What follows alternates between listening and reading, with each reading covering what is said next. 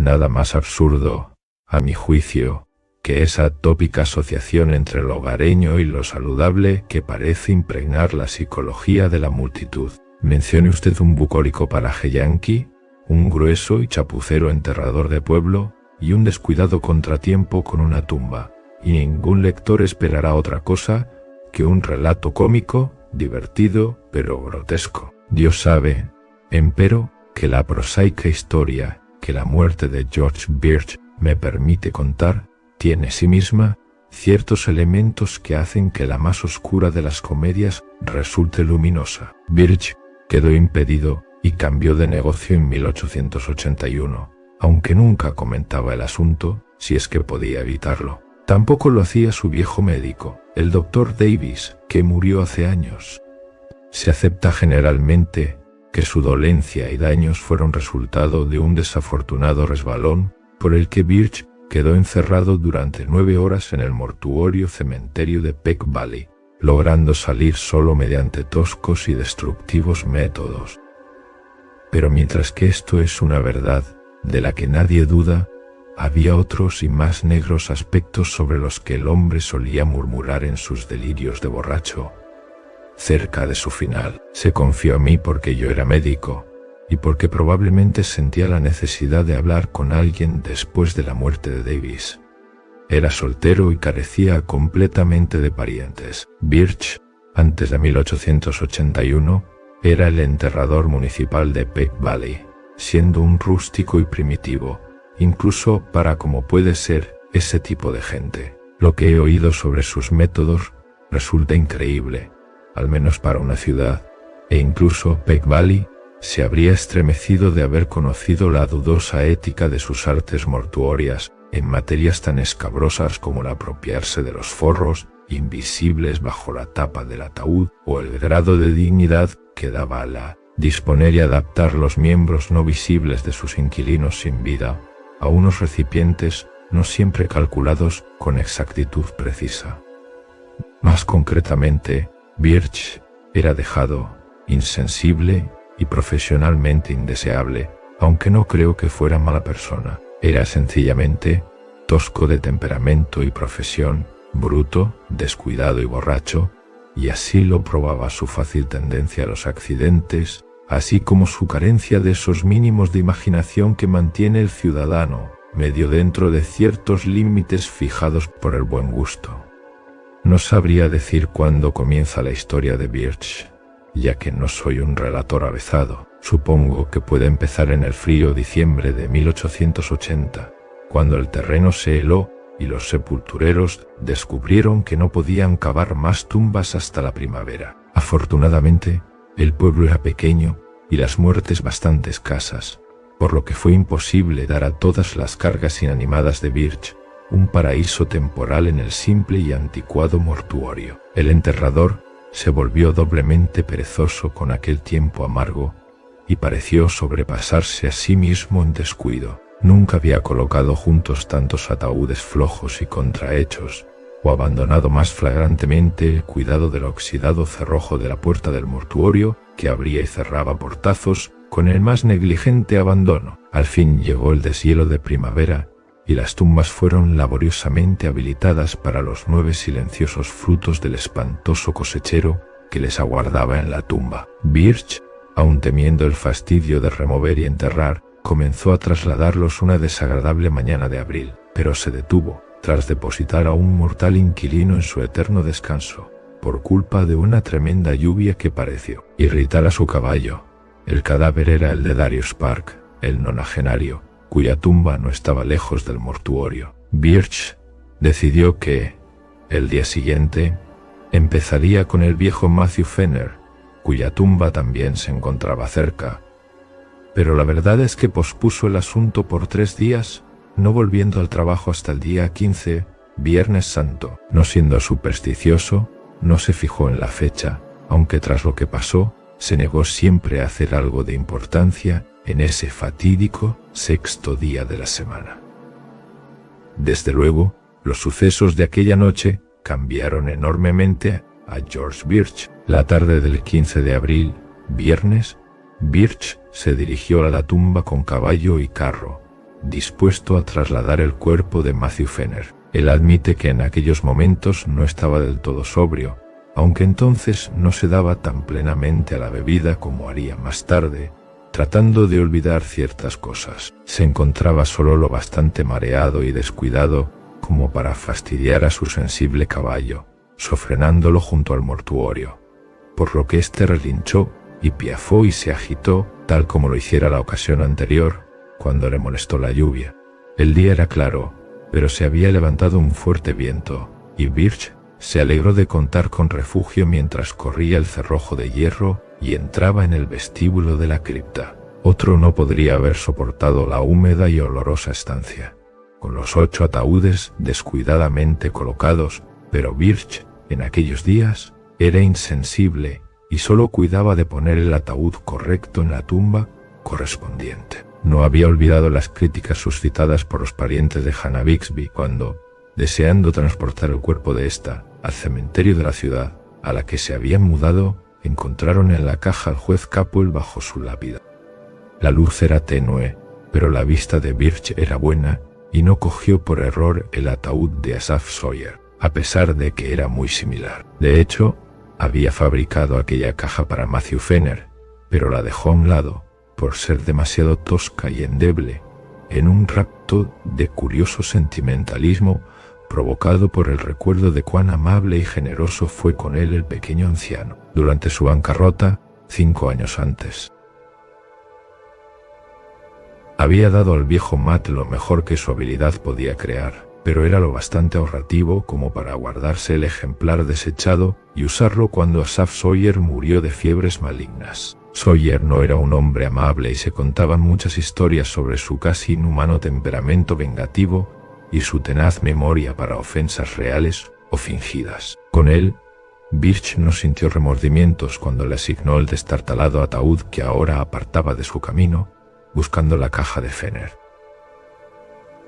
Fue justo al reconocer el ataúd del viejo Matt cuando la puerta se cerró de un portazo, empujada por el viento, dejándolo en una penumbra aún más profunda que la de antes. El angosto tragaluz admitía solo el paso de los más débiles rayos, y el ventiladero sobre su cabeza virtualmente ninguna, así que se vio obligado a un profano palpar, mientras hacía un trastabillante camino entre las cajas, rumbo al pestillo.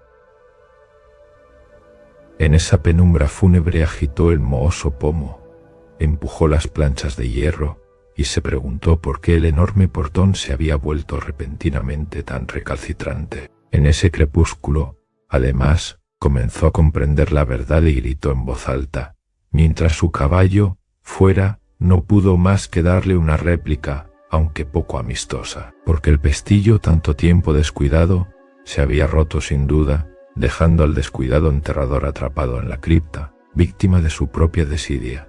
Aquello debió suceder sobre las 3:30 de la tarde. Birch, siendo de temperamento flemático y práctico, no gritó durante mucho tiempo, sino que procedió a buscar algunas herramientas que recordaba haber visto en una esquina de la sala. Es dudoso que sintiera todo el horror y lo horripilante de su posición, pero el solo hecho de verse atrapado tan lejos de los caminos transitados por los hombres era suficiente para exasperarlo por completo. Su trabajo diurno se había visto tristemente interrumpido, y a no ser que la suerte llevase en aquellos momentos a algún caminante hasta las cercanías, debería quedarse allí toda la noche o más tarde. Pronto apareció el montón de herramientas y, seleccionando martillo y cincel, Birch regresó, entre los ataúdes, a la puerta. El aire había comenzado a ser excesivamente malsano, pero no prestó atención a este detalle mientras se afanaba,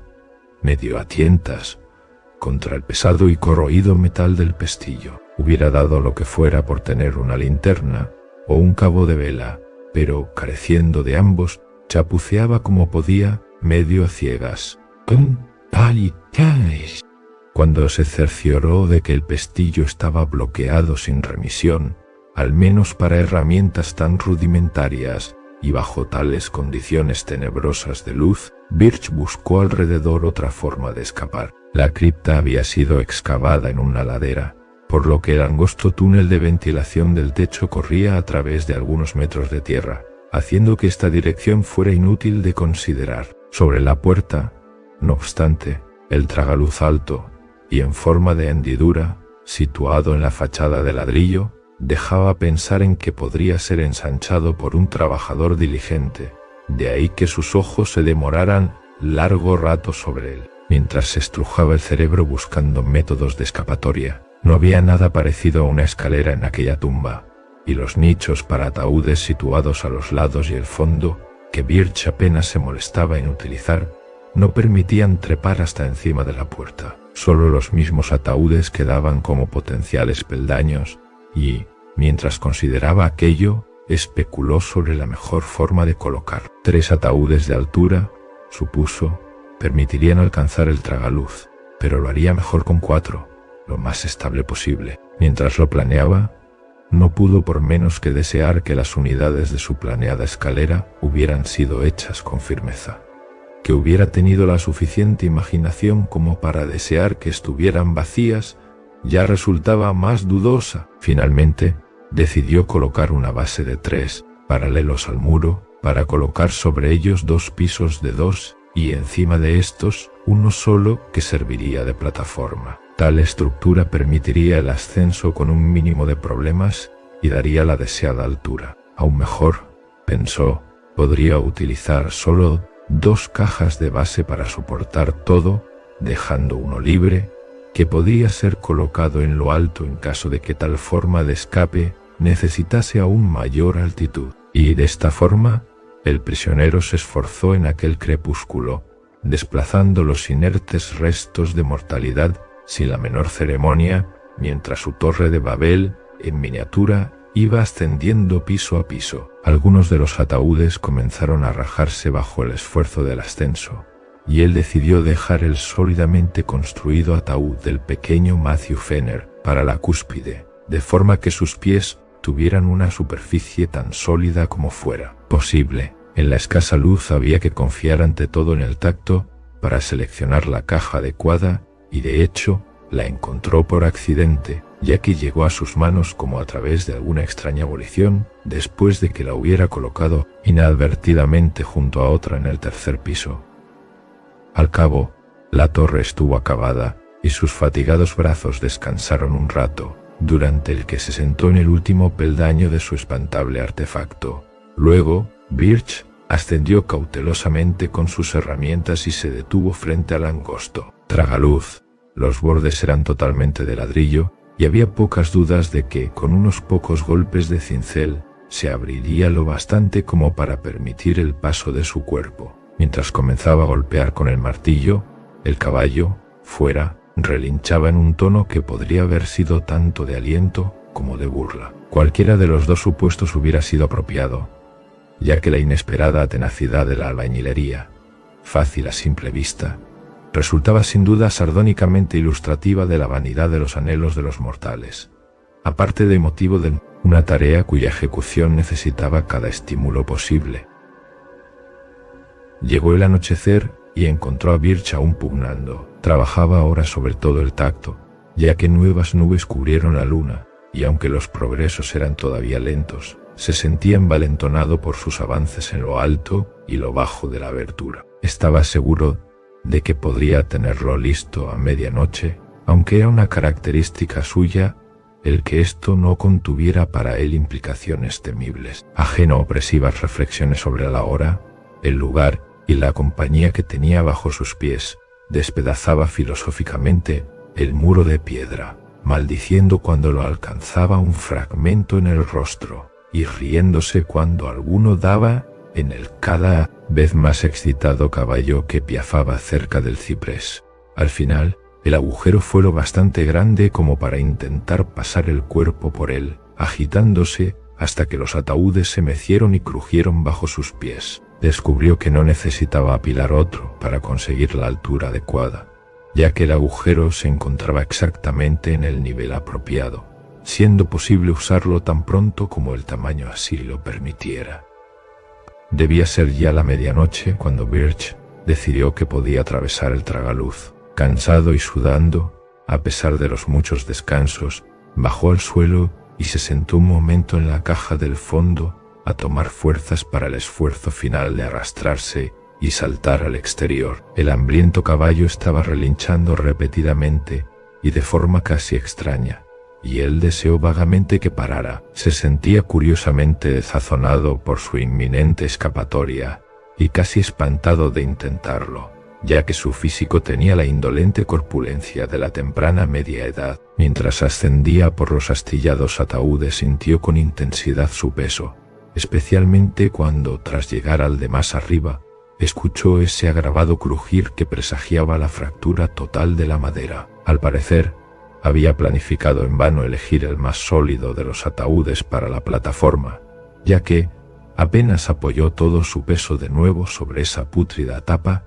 ésta cedió, hundiéndole medio metro sobre algo que no quería ni imaginar. Enloquecido por el sonido, o por el hedor que se expandió al aire libre, el caballo lanzó un alarido que era demasiado frenético para un relincho, y se lanzó enloquecido a través de la noche, con la carreta traqueteando enloquecidamente a su zaga. Birch, en esa espantosa situación, se encontraba ahora demasiado abajo para un fácil ascenso hacia el agrandado tragaluz, pero acumuló energías para un intento concreto. Asiendo los bordes de la abertura, trataba de auparse cuando notó un extraño impedimento, en forma de una especie de tirón en sus dos tobillos. Enseguida, sintió miedo por primera vez en la noche, ya que, aunque pugnaba, no conseguía librarse del desconocido agarrón que hacía presa de sus tobillos en entorpecedora cautividad. Horribles dolores, como de salvajes heridas, le laceraron las pantorrillas, y en su mente se produjo un remolino de espanto mezclado con un inamovible materialismo que sugería astillas, clavos sueltos y similares propios de una caja rota de madera.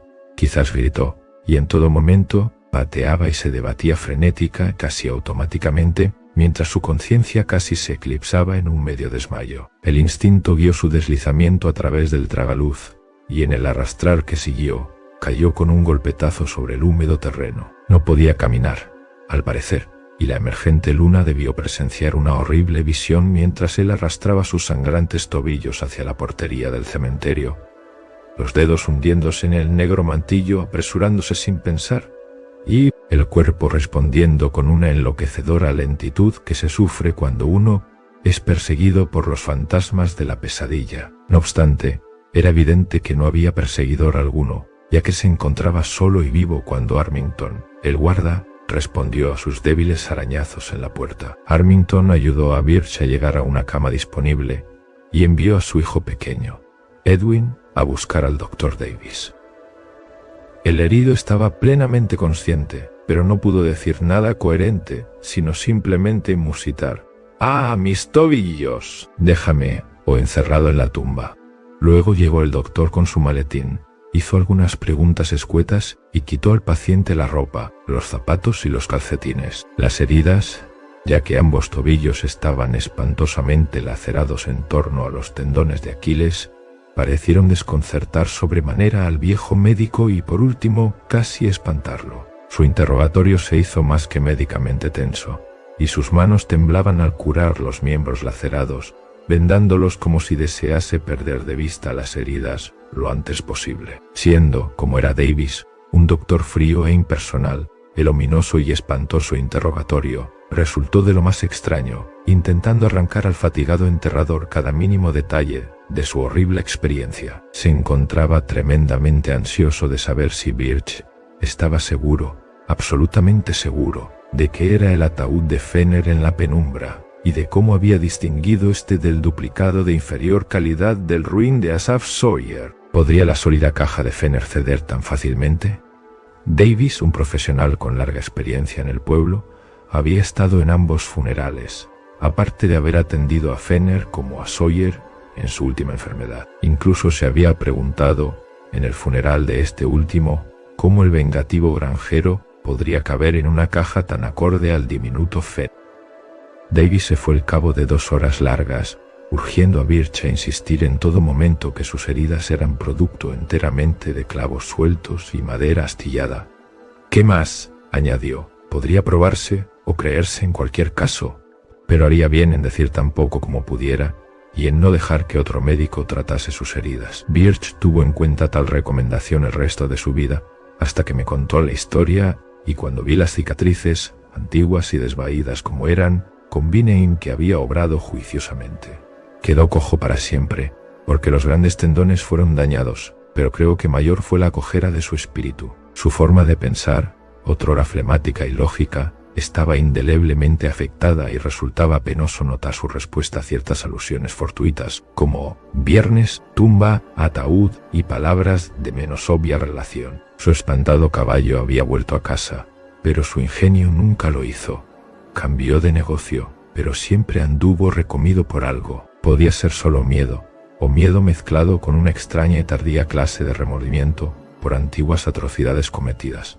La bebida, claro, solo agravó lo que trataba de aliviar. Cuando el Dr. Davis dejó a Birch esa noche, tomó una linterna y fue al viejo mortuorio. La luna brillaba en los dispersos trozos de ladrillo y en la roída fachada, así como en el picaporte de la gran puerta, lista para abrirse con un toque desde el exterior.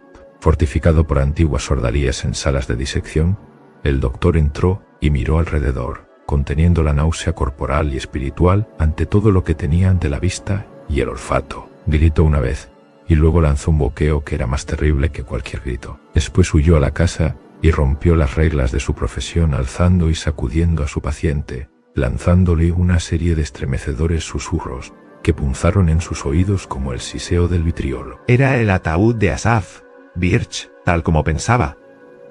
Conozco sus dientes, con esa falta de incisivos superiores. Nunca, por Dios, muestre esas heridas. El cuerpo estaba bastante corrompido, pero si alguna vez he visto un rostro vengativo, o lo que fue un rostro, ya sabe que era como un demonio vengativo. Cómo arruinó al viejo Raymond 30 años después de su pleito de lindes, y cómo pateó al perrillo que quiso morderlo el agosto pasado. Era el demonio encarnado, Birch, y creo que su afán de revancha puede vencer a la misma madre muerte. Dios mío, qué rabia. No quiero ni pensar en que se hubiera fijado en mí. ¿Por qué lo hizo Birch? Era un canalla, y no le reprocho que le diera un ataúd de segunda. Pero fue demasiado lejos, bastante tenía con apretujarlo de alguna manera ahí. Pero usted sabía cuán pequeño de cuerpo era el viejo Fenner. Nunca podré borrar esa imagen de mis ojos mientras viva.